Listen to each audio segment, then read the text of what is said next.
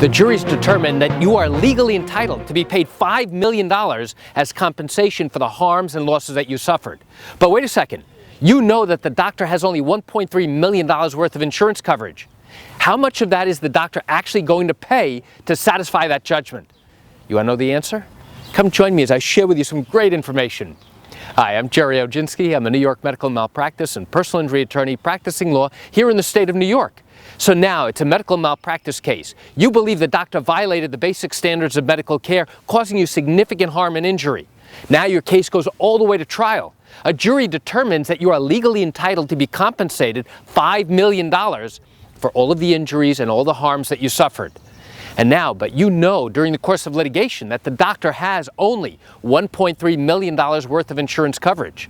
Well, how much of that is the doctor actually going to pay? Well, assuming that there are no appeals and that's the final number, now the defense's insurance company, the doctor's insurance company, is only obligated to pay the amount of that insurance policy, which is $1.3 million. And you say, okay, what about the other $3.7 million? Where's that coming from? Is the doctor going to pay it personally? The answer to that question is not a simple yes or a simple no. And one of the problems that arise is we have to ask, does the doctor have personal assets to satisfy that remaining amount of that judgment, the $3.7 million?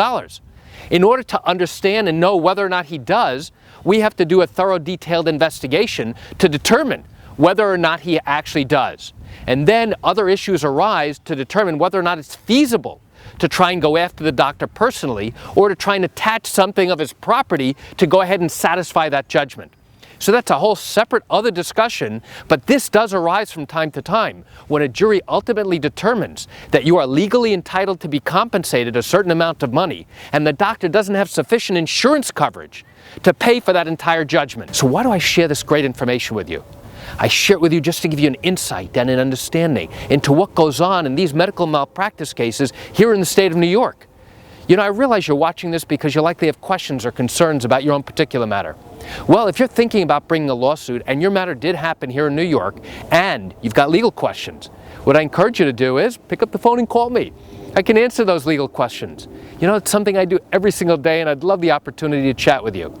You can reach me at 516-487-8207 or by email at Gerry, Gerry, at oginski-law.com. That's it for today's video. I'm Gerry Oginski. Have a great day.